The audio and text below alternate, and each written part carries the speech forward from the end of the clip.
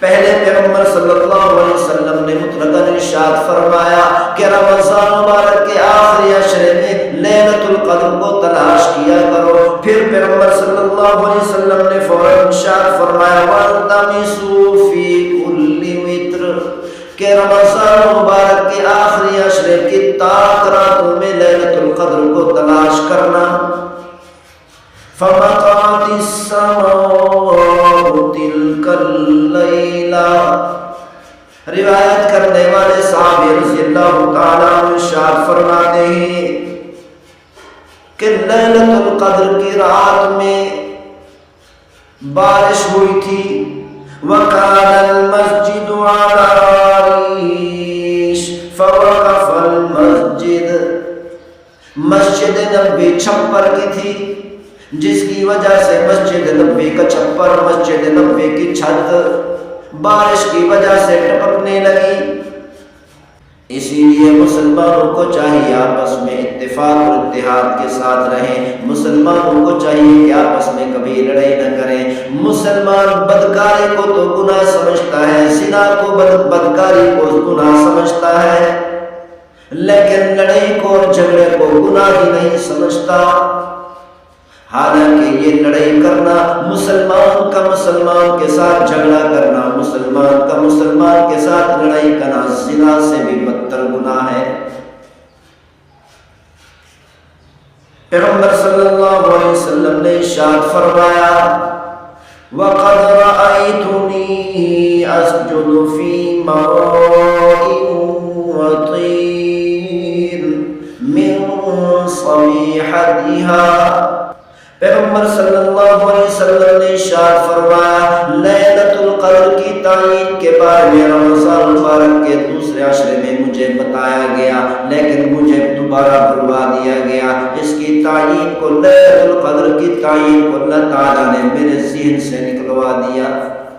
لیکن مجھے ایک علامت اور ایک نشانی یاد ہے کہ میں نے لیلۃ القدر کی صبح کو اپنے آپ کو پانی اور کیچڑ کے اندر سجدہ کرتے ہوئے دیکھا.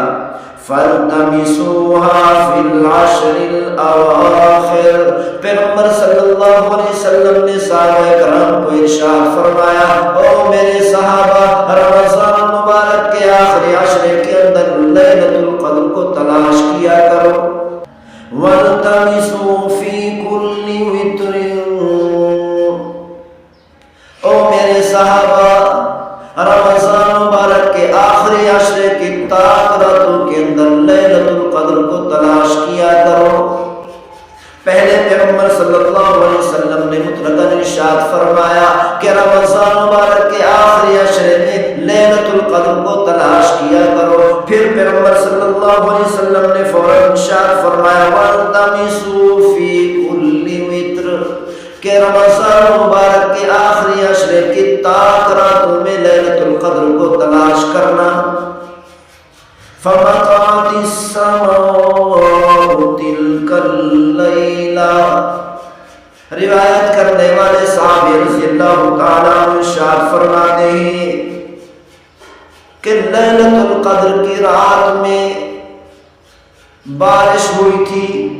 وَكَانَ الْمَسْجِدُ عَلَى رِيشٍ فَوَقَفَ الْمَسْجِدُ مسجد نبوی چھپر کی تھی جس کی وجہ سے مسجد نبوی کا چھپر مسجد نبوی کی چھت بارش کی وجہ سے ٹپکنے لگی.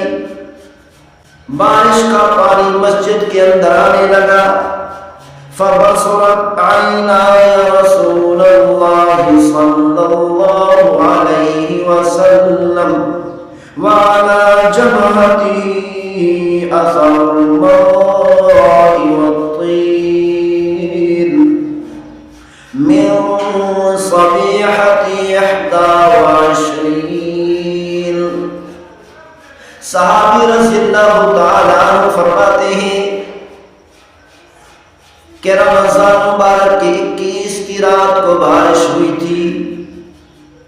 صبح کے وقت میں نے دیکھا, میں نے اپنی آنکھوں سے دیکھا کہ رسول اللہ صلی اللہ علیہ وسلم کی پیشانی مبارک پر پانی اور کیچڑ کا اثر تھا. پانی اور کیچڑ پیغمبر صلی اللہ علیہ وسلم کے پیشانی مبارک پر لگا ہوا تھا۔ اس سے معلوم ہوتا ہے کہ اس رمضان مبارک کے مہینے میں، جس رمضان مبارک کے مہینے میں پیغمبر صلی اللہ علیہ وسلم نے رمضان مبارک کے پہلے عشرے کا بھی اعتکاف فرمایا لیلۃ القدر کو تلاش کرنے کے لیے، دوسرے عشرے کا اعتکاف فرمایا لیلۃ القدر کو تلاش کرنے کے لیے، پھر تیسرے عشرے کا اعتکاف فرمایا صحابہ کرام کے ساتھ اس رمضان مبارک کے مہینے میں۔ آخری عشرے کی 21 تاریخ کو لیلۃ القدر تھی، یعنی 21 تاریخ کی رات لیلۃ القدر تھی، کیونکہ صحابی رضی اللہ تعالیٰ عنہ فرماتے ہیں کہ اس رمضان مبارک کی 21 کی صبح کو میں نے دیکھا پیغمبر صلی اللہ علیہ وسلم کے پیشانی مبارک پر پانی اور کیچڑ کا اثر ہے۔ اس روایت کو امام بخاری رحمۃ اللہ علیہ نے بخاری شریف میں اور امام مسلم رحمۃ اللہ علیہ نے مسلم شریف میں روایت فرمایا، لیکن الفاظ کا اختلاف ہے۔